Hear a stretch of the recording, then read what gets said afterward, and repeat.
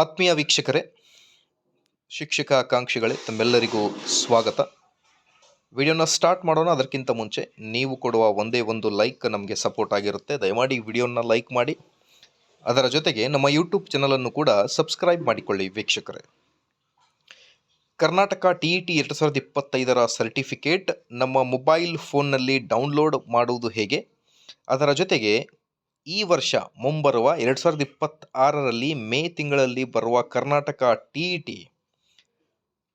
Notification ಬರುತ್ತಾ, ಅಥವಾ ಈ ವರ್ಷವೂ ಕೂಡ ಒಂದೇ TET ಎಕ್ಸಾಮಿನೇಷನ್ನ ಕಂಡಕ್ಟ್ ಮಾಡ್ತಾರೆ, ಈ ಎರಡು ವಿಷಯನ ತಮ್ಮೊಂದಿಗೆ ನಾನು ಶೇರ್ ಮಾಡ್ತಾ ಇದ್ದೀನಿ. ಸೊ ವಿಡಿಯೋನ ಸ್ಟಾರ್ಟ್ ಮಾಡೋಣ. ಅದಕ್ಕಿಂತ ಮುಂಚೆ ನೀವು ಕೊಡುವ ಒಂದೇ ಒಂದು ಲೈಕ್ ನಮಗೆ ಸಪೋರ್ಟ್ ಆಗಿರುತ್ತೆ. ದಯಮಾಡಿ ವಿಡಿಯೋನ ಲೈಕ್ ಮಾಡಿ, ಅದರ ಜೊತೆಗೆ ನಮ್ಮ ಯೂಟ್ಯೂಬ್ ಚಾನಲನ್ನು ಕೂಡ ಸಬ್ಸ್ಕ್ರೈಬ್ ಮಾಡಿಕೊಳ್ಳಿ. ಈಗ ಶಿಕ್ಷಕರ ನೇಮಕಾತಿ ಕೂಡ ಬರ್ತಾ ಇದೆ. ಸೊ ಹಾಗಾಗಿ ಕರ್ನಾಟಕ TET ಕ್ವಾಲಿಫೈಡ್ ಅಥವಾ ಸೆಂಟ್ರಲ್ TET ಕ್ವಾಲಿಫಿಕೇಷನ್ ಕಂಪಲ್ಸರಿ ಆಗಿರುತ್ತೆ PSTR ಮತ್ತು GPSTRಗೆ. ಸೊ ಹಾಗಾಗಿ ಯಾರೆಲ್ಲ ಕ್ವಾಲಿಫೈಡ್ ಆಗಿದ್ದೀರಾ ತಮ್ಮೆಲ್ಲರಿಗೂ ಕಾಂಗ್ರ್ಯಾಚುಲೇಷನ್ಸ್. ಈಗ ಎಲಿಜಿಬಿಲಿಟಿ ಸರ್ಟಿಫಿಕೇಟ್ ಹೇಗೆ ಡೌನ್ಲೋಡ್ ಮಾಡೋದು ಅನ್ನೋದ್ರ ಬಗ್ಗೆ ನೋಡ್ತಾ ಬಂದರೆ, ಸ್ಕೂಲ್ ಎಜುಕೇಷನ್ ವೆಬ್ಸೈಟ್ನಲ್ಲಿ ನೀವು ನಿಮ್ಮ ಕರ್ನಾಟಕ TET ರಿಸಲ್ಟನ್ನು ಚೆಕ್ ಮಾಡಿದ್ದೀರಾ.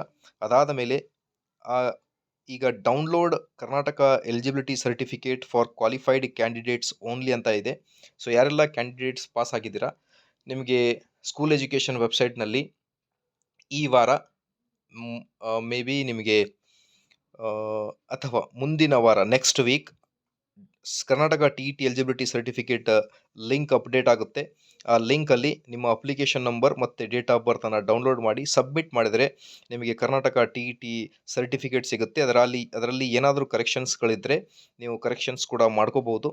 ಓಕೆ, ಕ್ಲಿಯರಾಗಿ ಚೆಕ್ ಮಾಡ್ಕೊರಿ.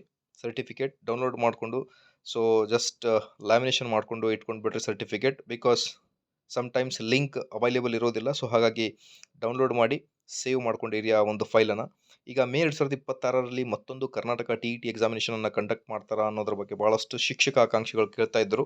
CSE ಸೆಲ್ಲಿಂದ ಬಂದಿರುವ ಶಿಕ್ಷಕ ಆಕಾಂಕ್ಷಿಗಳು ಭೇಟಿ ಮಾಡಿ ಅಪ್ಡೇಟ್ ಏನು ತಂದಿದ್ದಾರೆ ಅಂದರೆ, ಮೇ ಬಿ ಮೋಸ್ಟ್ ಪ್ರೊಬಾಬ್ಲಿ ವರ್ಷಕ್ಕೆ 2 ಬಾರಿ CTET ಏನು ಮಾಡ್ತಾರೆ, ಸೆಂಟ್ರಲ್ TET ವರ್ಷಕ್ಕೆ 2 ಬಾರಿ. ಸೊ ಕರ್ನಾಟಕ TET ಕೂಡ ವರ್ಷಕ್ಕೆ 2 ಬಾರಿ ನಾವು ಕಂಡಕ್ಟ್ ಮಾಡ್ತೀವಿ ಅನ್ನೋದ್ರ ಬಗ್ಗೆ ಒಂದು ಮಾಹಿತಿಯನ್ನು ನೀಡಿದ್ದಾರೆ ಅನ್ನೋದ್ರ ಬಗ್ಗೆ ಶಿಕ್ಷಕ ಆಕಾಂಕ್ಷಿಗಳು ಮಾಹಿತಿಯನ್ನು ಕೊಡ್ತಾ ಇದ್ದಾರೆ.